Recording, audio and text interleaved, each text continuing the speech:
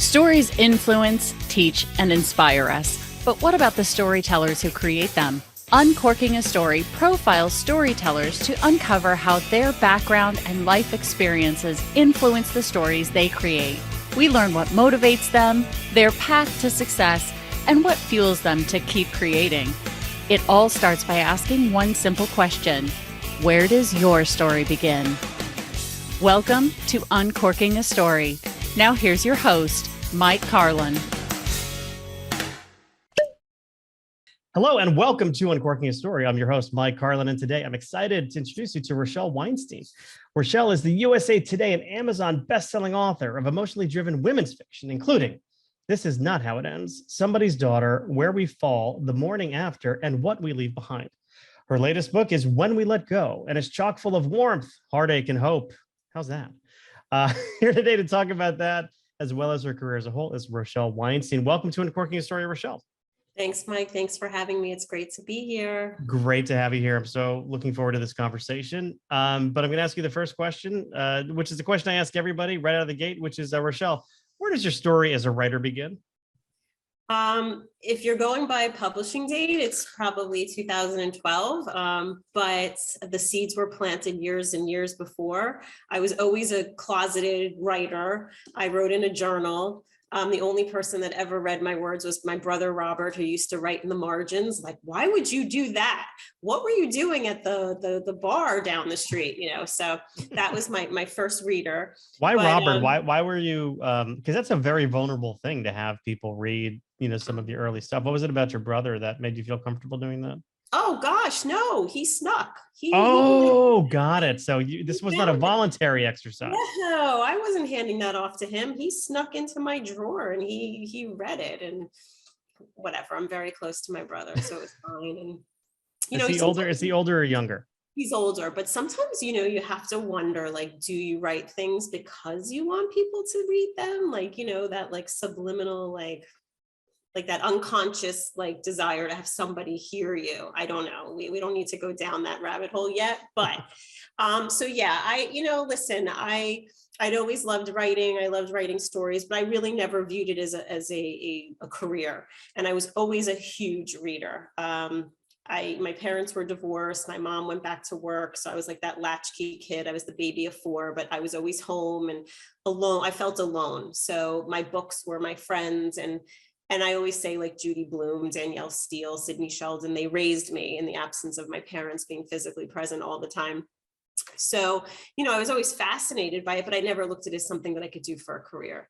So fast forward, and I went to school in Maryland, and then I moved out to Los Angeles, and I worked for the LA Weekly, and I was actually I worked for Newsweekly, but I wasn't on the editorial side. I was on marketing, advertising, promotional side. So I dealt with all the record labels and the film studios that were having releases. So it was totally fun, totally cool. Then I moved back to Florida and got my dream job in the Miami Herald, which is quite shocking, but I did. It was with the Vox Music Network. I don't know if you're familiar with it or you remember it, but No, I'm not. The Box was what MTV2 it was used to be. It was the jukebox. You can call and you can request songs. So we were based on South Beach, and I worked in the advertising and promotional department, where we handled all advertising, marketing, and promotions for every single record label in the country. So my kids always said to me, your job before was so much cooler. It probably was. We were hanging out with like Britney Spears and Dave Matthews and Hootie and the Blowfish. And I've heard of some of those people. Yeah. I'm dating myself a little bit. No, those, when Cracked Rear View came out, I think I was a freshman or sophomore in college, the big breakthrough album for Hootie and the Blowfish. And that song, Hold My Hand, that song has stayed with me. I actually wrote a piece about it not too long ago because I have a twin brother who was going through some. What's that? My husband's a twin. Look at that. More similarities. And we need to fill in the audience because you have triplets and I have twins. That's why that came up. Yes, that's right. That's right. Well, the audience, they'll figure it out at some point, maybe. But I just remember that song, that sort of that first single. Man, that impacted with me and stayed with me for a very long time. I love those guys. Did you get to meet Darius Rucker and the gang? Yeah. Or? Yeah. Listen, but music has that way of affecting a lot of us, and a lot of writers are also very much in tune to music, and it inspires them. And you always have that soundtrack playing in the background when you're writing. So Yeah. music has always influenced my writing. In fact, my first book was heavily influenced by music. So the box got bought by MTV, and I had just had my twins, and they offered me my position in New York City, but how could I take my kids away from the grandparents, right? They were all down here. So I declined, and they actually gave me a year's severance. And I tell you this because I was like, what am I going to do with my life? Like, obviously being a mom is such an important job, and it's filled with responsibilities and whatnot. But I had been working since I was 14 years old.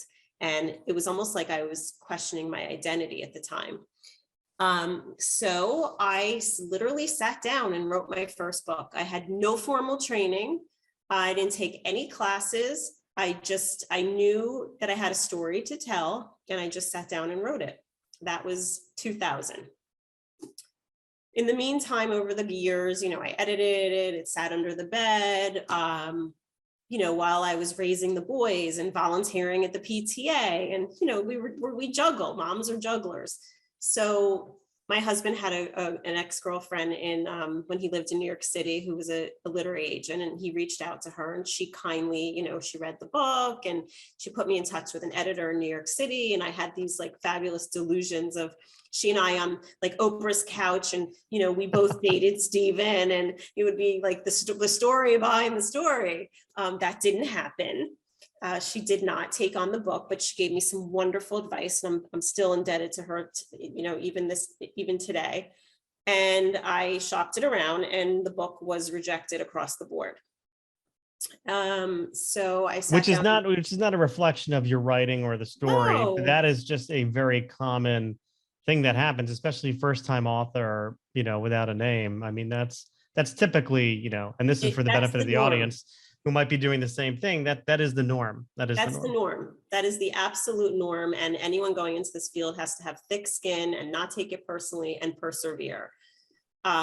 Listen, that's why in part it's so important for me. Like this morning, I had a conference call with a writer, and I know how hard it is to break into this business. So I'm always offering advice. I'm always offering contacts. You can never forget the people that helped you out, and you need to pay it forward. But back to the story. So I got rejected, and I wrote another book the morning after. And this was when self-publishing was on the rise, and I caught an early wave. It was 2012. And I just decided, and this is a question for writers out there.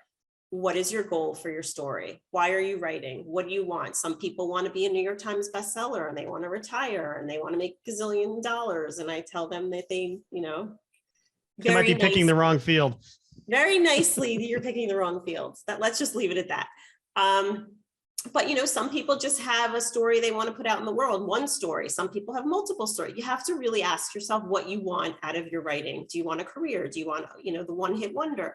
So I wanted a tangible piece of evidence out in the world of what I'd written and what I'd done. So I bit the bullet. I self-published. I knew that there was going to be a credibility factor. I knew that there was a stigma associated with self-publishing at the time, and vanity press was, that word was popping around all around.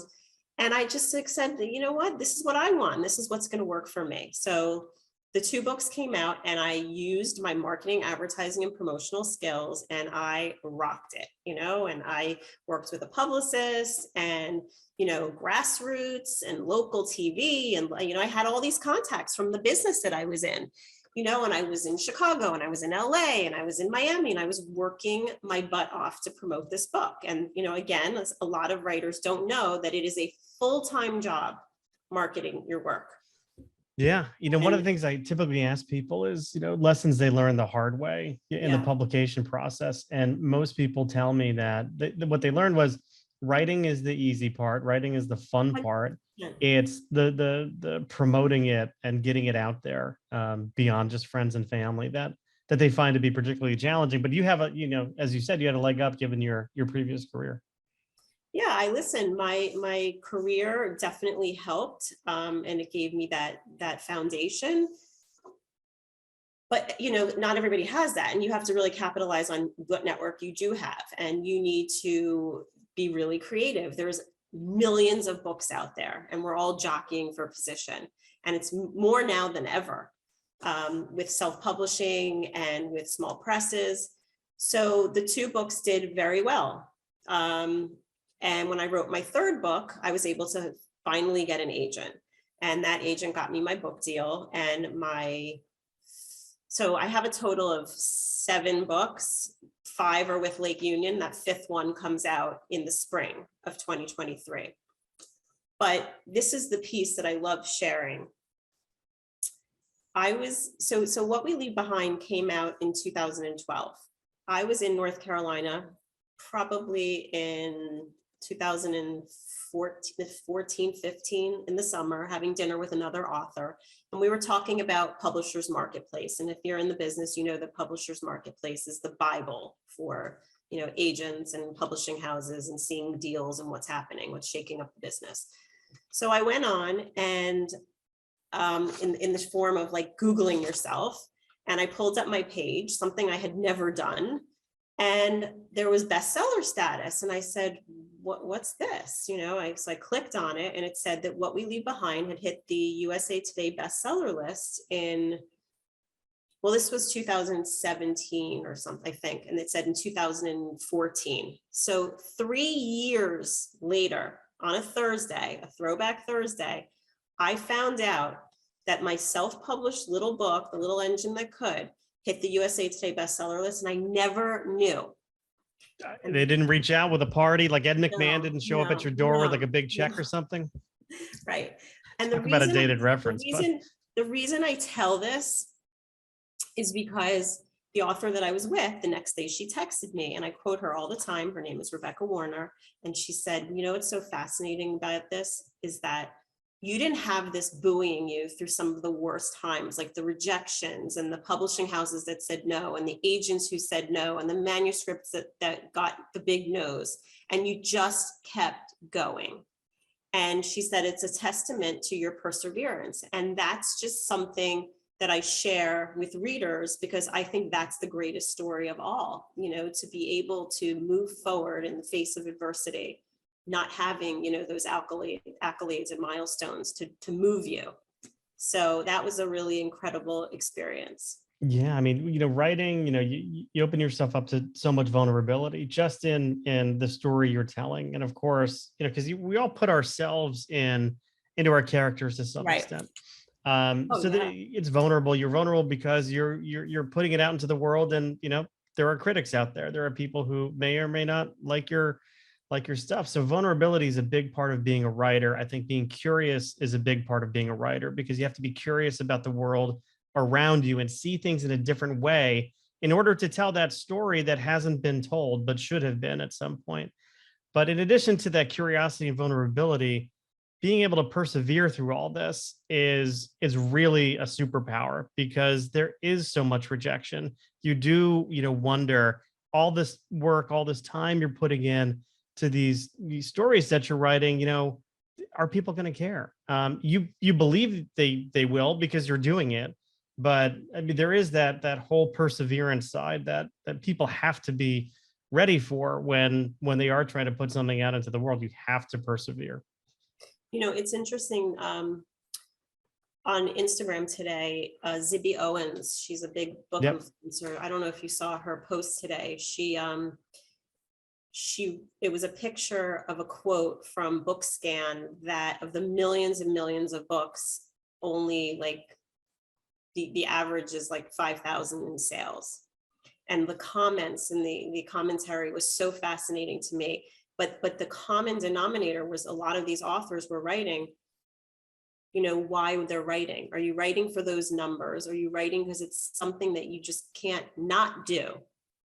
I write because I can't not write. Yeah. I don't feel like I'm living when I'm not writing.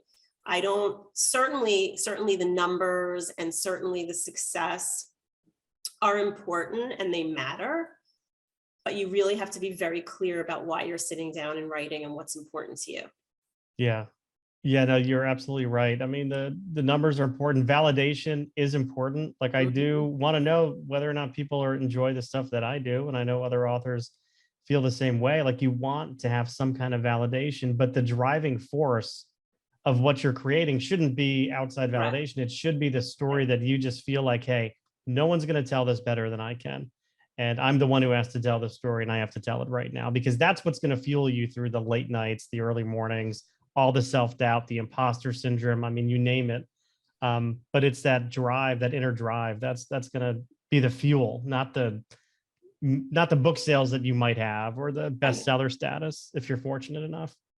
And I'll tell you that imposter syndrome, every single author experiences it. You know, my last book, This Is Not How It Ends, was an Amazon First Reads, which is like literally being hit with the pretty stick.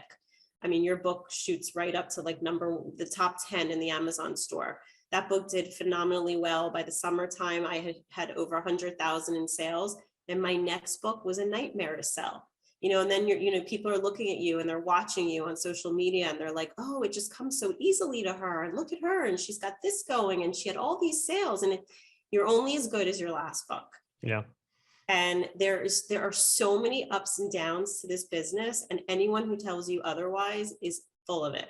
Oh, right. Absolutely. And there's no overnight success either. I mean, just because somebody didn't know your name yesterday and all of a sudden you're all over, yeah, that doesn't mean that no one sees the struggle. They don't see, the 10 years of trial and error, or 20 years of trial and error. I mean, there's stuff I wrote, 15, 20 years ago that will never see the light of day.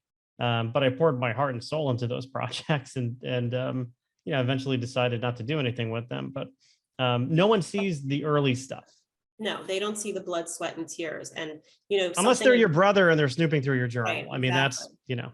Well, I stopped writing. It's interesting. I stopped writing in a journal when I started writing fiction. So I just parlayed that into stories. But, one question I'm often asked, and it's something to think about, is when or if do you give up? Because listen, it doesn't work for everybody. And I've had authors call me and, give me their sales for 3 books, 4 books, 5, whatever. And they're talking about giving up. And sometimes I really think about the advice I'm offering, like, should they keep going? Should they give up? And I do believe there is some point possibly for some writers. And I guess it deals with a lot of different variables, like if they can't afford to live on, their writing salary, which is nil. But it is an interesting thing to see who stays and who goes. Yeah. Yeah, no, totally. Because, it's not, I think, it's so hard to say because, I think about that one person who was about to give up and then all of a sudden they hit big. So it's just so hard to, like, I don't know how I'd counsel somebody like that. I mean, clearly if they can't find the time to practice their craft, you've got to question whether or not you're prioritizing it enough or how badly you want it. But I think so many people and this is advice that authors, share on this program all the time, which is just write every day, flex that writing muscle. You have to find the time to do it. And, you could borrow that time from other places, and if you can't, then, maybe it is time to hang it up. You're right. So let's talk about When We Let Go. What can you tell me about this book? This is probably the book that broke me, but it's also and that's the reason why it's giving me the most satisfaction right now. It's the story of Avery Beckett, and she's harboring a tragic secret from her past. And she's in a relationship with a widowed man who has 3 children. And she probably chose this man because it kept her at arm's distance and she didn't have to reveal her true self. So her father is hospitalized at her family home in North Carolina. The book begins in Miami at Vizcaya, which you probably know about Miss Vizcaya.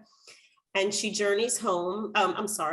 Jude proposes and she doesn't say yes and she doesn't say no, but her indifference causes them to have a break, and she jumps in the car to go home to her home in North Carolina and deal with, her tragic past.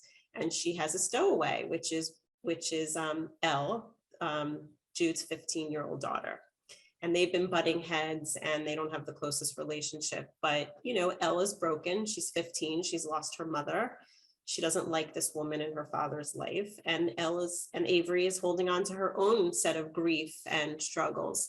So it's their journey, their literal journey to the mountains to heal each other. And it is a book of hope and healing and second chances. And I loved writing these two characters, and I loved seeing their growth and how they relied upon one another. They worked off of each other, and just that dynamic. I had the best time writing the two of them, even though sometimes the subject was a little emotional. Yeah. I mean, I always love getting into the heads and lives of the characters I write, because it's cathartic in a way. You could live lives that you wouldn't have the chance to live before.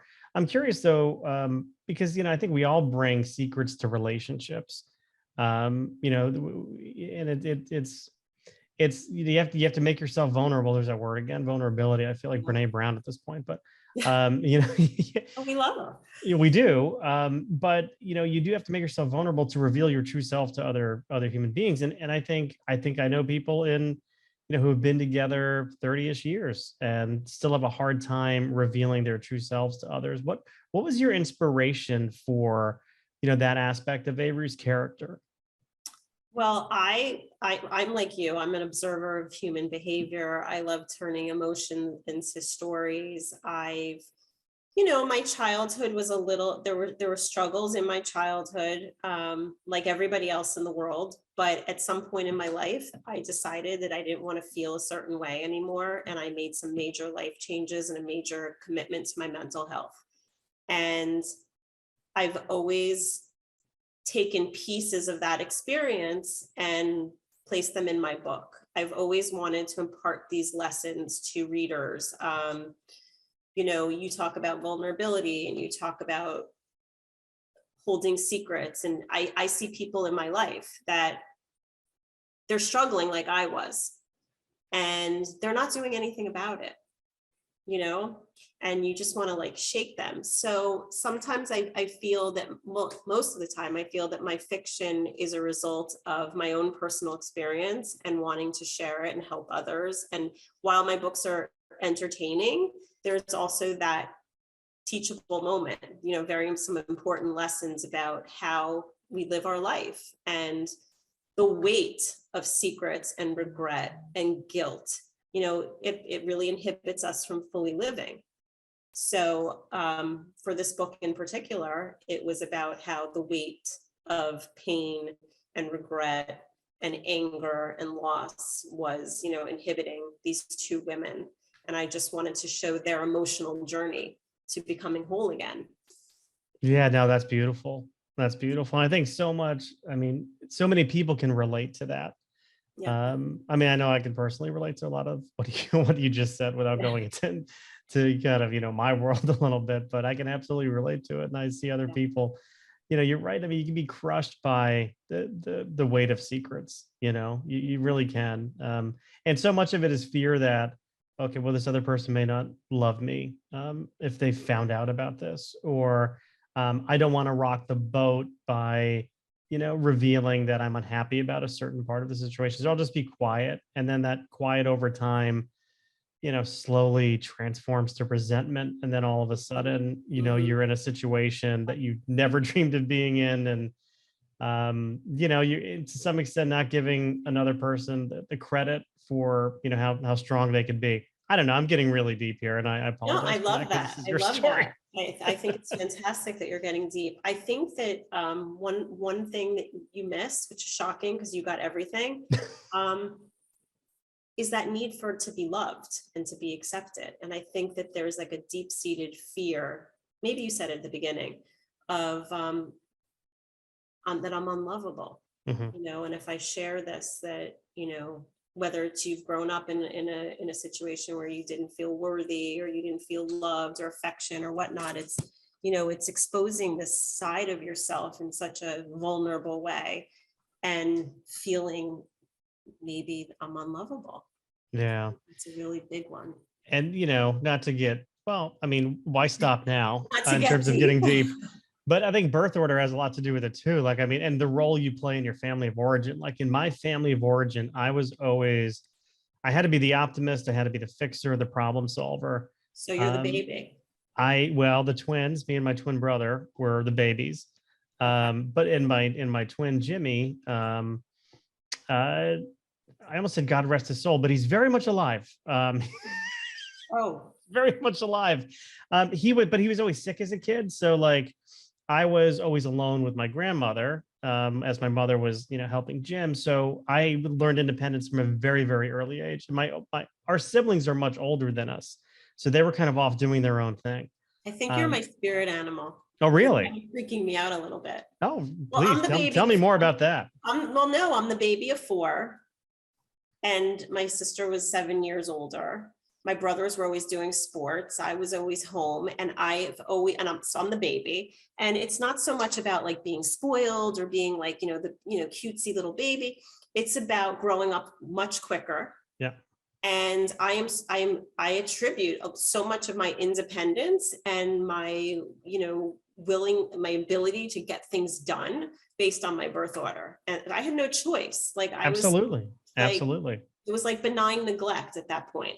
Yeah. I mean, my grandmother was an Italian woman, seamstress by trade, immigrant. She taught me, when I was 5 years old, how to make, her tomato sauce. And I learned independence from a very young age because I had to be more independent. Right. I mean, it's definitely more independent than my twin, who to this day, he sends me a text this morning. He's like, my blood pressure's a little off. What do you think I should do? I'm like, maybe call the doctor. Well, I don't know. Like, I don't know how I could solve this problem for you, but maybe call the, he's like, I've got conjunctivitis. Does he ever come in? Very rarely, but if Jimmy, is that his name? Jimmy. Hi, Jimmy. Yeah. My dog keeps popping up because that's my dog's name. But the danger, I think, or the downside to being so independent is when you do need to rely on other people. Like when you are struggling, you can't do it. Like my wife, it drives my wife crazy. She's like, "Can I do anything for you?" I'm like, "No, absolutely not. You can't do anything for me." And then it is what it is. But it's hard. The same situation. It's hard. I have a very hard time asking for help. It's true. It's a curse. So how do you deal with that? I mean, how do you deal with asking for help? Or do you just avoid it like I do? I avoid it and I try to figure it out on my own, and I'm a complete bitch in the process. But then when it's really bad, there's like a very few select people that I could really go to get what I need. But I reckon, the first piece is you recognize it, and I recognize it. We know exactly what we're doing. Oh yeah, no, my therapist has helped me with that. The question is, even though I recognize it, doesn't mean that, I could still, I still have a hard time expressing my needs. I mean, that's the hardest thing for me to do, is express my needs. So I do it through characters sometimes, though. Like I will live vicariously through characters. I wrote this story about a guy who loses his job and then goes on this adventure in Hawaii. Something I've never done, but I could live vicariously through Kelly Carson, who had one hell of an adventure, I have to say. I kind of want to actually do that adventure for myself, but it might lead to the end of my marriage. I do think that as far as characters go, I create characters that are my alter ego, mm-hmm. or they are just like me. I think you could do it either way. Yeah, absolutely. Well, let's get to know you a little bit more. And I do that by asking a specific series of questions. First one being, tell me, Rochelle, what were some of your favorite TV shows when you were growing up, when you were a kid? What did you like to watch, if anything? Well, now I'm giving away my age, but I don't care about that. I'm kidding. When I was growing up, first of all, I loved the after school specials. Oh my God. But do you remember I just went down a rabbit hole with a friend of mine last week about after school specials. Oh my Because I think they were God, on it's so ABC usually, amazing. but I remember there were so many good ones, so many bad ones, So but so many many good good ones. ones. Oh yeah. Oh, I loved them. Okay, so what? I was watching Happy Days. I was watching Laverne and Shirley. I was watching, oh my God, One Day at a Time. Three's Company. Oh God, Three's I love Three's Company. Company. I love all those shows. Three's Company. Oh, I love all those shows, but the one I thought you were going to mention, because you mentioned one offshoot of Happy Days, which was Laverne and Shirley. But what about Mork and Mindy? Because that was another, Happy yeah, Days Mork and offshoot. Mindy was good. Mork and Mindy was good. Wait, what about Love Boat and Fantasy Island? Are you kidding? I'm a Love Boat. I have a PhD in Love Boat. Are you kidding? I watched I started rewatching it during the pandemic. Oh my God. And you realize just how cringy so I know. many of those situations were. Like Dr. Bricker was, he Me Too'd a few ladies on that ship. There's no doubt. I mean, you could not make Love Boat today. No, well, you couldn't make it. You can't make Pretty Woman today. I mean, you can't make anything today. Yeah, And that's a Pretty tough Woman's one. my favorite movie. So. It's a good movie. And Pretty Woman's a great movie. But I would Love Boat, Fantasy Island, Yeah. Dallas. Heart to Heart Dynasty. Those primetime soap dramas were Okay. gold. So I'm writing my 7th book, and it's based in part, it's dual timeline. We've got 70s and 90s. So I've been going down the rabbit hole of like all these shows, and even just writing this book and immersing myself in this book, I miss the simplicity of life, like before technology. And I know that we need technology, and I get all that, and I get all its wonderful strengths. But like, come on, playing box ball in the street, and the street lights come on, and it's time to go home for dinner, and it's just the innocence and being able to have Love Boat without being critiqued and what is that called when they're, what I'm going to say, when you're canceled. Yeah. So one of my daughters, Gracie, she and I watch Stranger Things. Like that's our show that we watch together. And, that takes place in the 80s. And I was like these kids' age at this period of time. Maybe I was a little bit older, but they're on their bikes. They're never home. They're playing outside, and she's like, was it really like it back then? And I'm like, absolutely. And it was so much better than how you grew up with these things in front of your face all day long. So I mean, listen, I'm guilty, and I use it and I utilize it, but I just love the nostalgia of that period of time. Absolutely. My first book was about a primetime soap from the 80s, and what happened to the characters after it went off the air.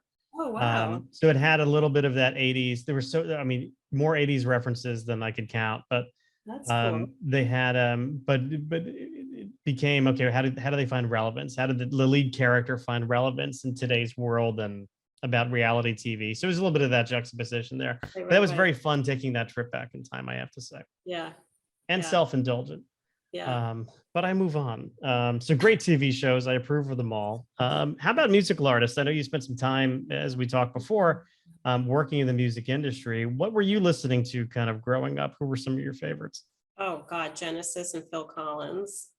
Did you ever get to see them live in their heyday? Yes, of course. I saw them in 92. I guess I'm an old soul because, and this is one thing my parents passed down is music. There was always like Neil Diamond and John Denver in our house, and I loved that music even as a grade school kid. So I was influenced by Neil Diamond, John Denver. My first concert was at the Orange Bowl.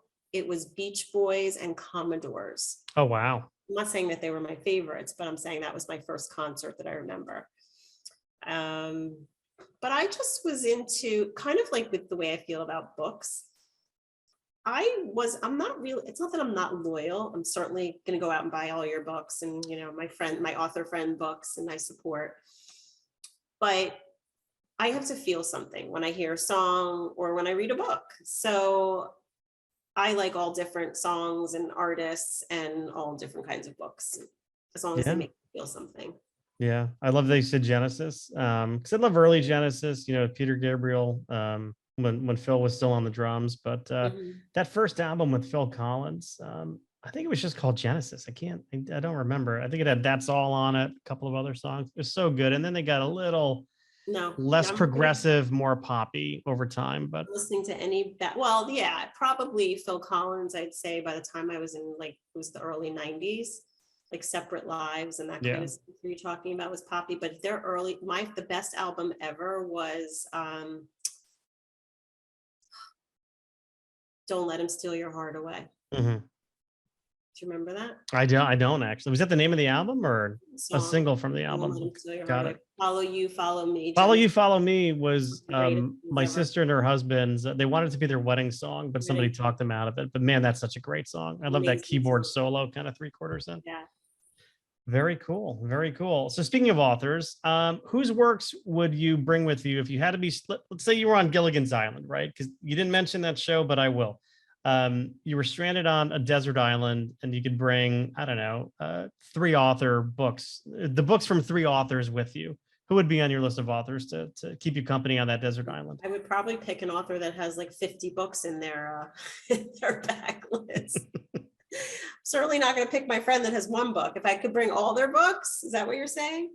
Well, yeah, I mean, but who do you like to read? In other words, who do you really like to read? Who could help you kill time on that desert island? I mean, I love Taylor Jenkins Reid. Love, love, love. So I would probably bring her books. That's the thing. Like I like an individual book, so it's hard for me. I loved Paper Palace, A Little Life, like those books I would take with me because I could read them over 1,000,000 times. But you know what I probably would bring? Danielle Steele. She's got like 9 million books. She does have a That will keep me billion busy for the rest of my life. Some of them are a little steamy too, I think.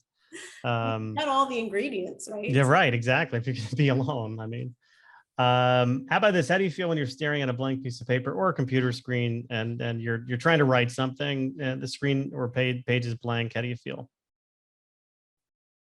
I don't know about you, but when I open like a notebook of blank pages, I'm like, I get so excited about the prospect of filling up the pages. I get excited when I see that. But when I'm looking at a blank screen and I'm struggling with the right words and the right sentence, I get up from my computer and I walk away from it and I go for a walk and I clear my head, or I get away from it. Yeah, I used to go for long runs if I ever experienced some kind of anxiety. You're no longer my spirit animal. Oh, really? You're not a runner? Run. You don't do it? Well, like, I mean, look, I'm like a fast walker. That's fine. I've been fast walking recently because I broke my foot 3 months ago or 2 months ago. So, maybe I could earn my way back into your spirit animal realm before the end of our interview. We'll see. How about words of advice? If you could give your younger self some words of advice, what would you tell your younger self? Maybe that younger Rochelle is writing in the journal of the brother snooping in. How would you kind of reassure her, make her feel better about herself? If you could tell her something. Everything that you're feeling that's bringing you down, like whatever the struggle is right now, it's not always going to be this way. And at some point you're going to learn from it. So just don't run away from it. Try to feel it, experience it because it's happening for a reason. And it's part of you and it's going to just make you better and stronger. And I would probably tell my younger self to be a better listener and learn to love yourself first, not in a disgusting narcissistic way. Sure. But having, self-worth and knowing your value, because if you don't love yourself first, nobody's ever going to be able to love you. Yeah. Why would somebody love you if you're not, that's such great advice. And yeah, we do have those struggles in childhood that are fuel for, I think, our creativity later on. We can tap into that, provided we figure out a positive way of processing right all those things that kind of happen. So I love that. I love that advice. Very good. You passed the test. Oh. You're just trying to get on my good side now. I'm trying to win my way back. Okay. Apparently running is, people tell me it's not good for me. Maybe I'll never learn that lesson, but all right. So the author is Rochelle Weinstein. The book is When We Let Go. You heard her talk about it earlier, of course. I assume it's available wherever books are sold. Yes. Yes, very good. And Rochelle, where can people go? And if they wanted to learn more about you in terms of social media, websites, any RochelleWeinstein.com. And I highly recommend signing up for my newsletter because it's almost like reading my diary. very open, very authentic, very honest, sometimes funny, even though I'm not a funny person at all. Sometimes there's like a little bit of smidgen of humor, but it's very real, and I'm not hawking my books all day. Very good. So get that newsletter, RochelleWeinstein.com. And of course, I'll put all that in the show notes so people can easily reference that. And social media, of course. And social media. There you go. Twitter, Instagram, all that good stuff. Yeah. Facebook, Twitter, Instagram. All of I say all that good stuff. I don't necessarily consider all of that to be good stuff, know, but it's necessary. You're it's being necessary. nice. I get it. I'm trying. All right, Rochelle, this was a fun conversation. Thanks for stopping by. Thank you, Mike. It was a pleasure. Thank you.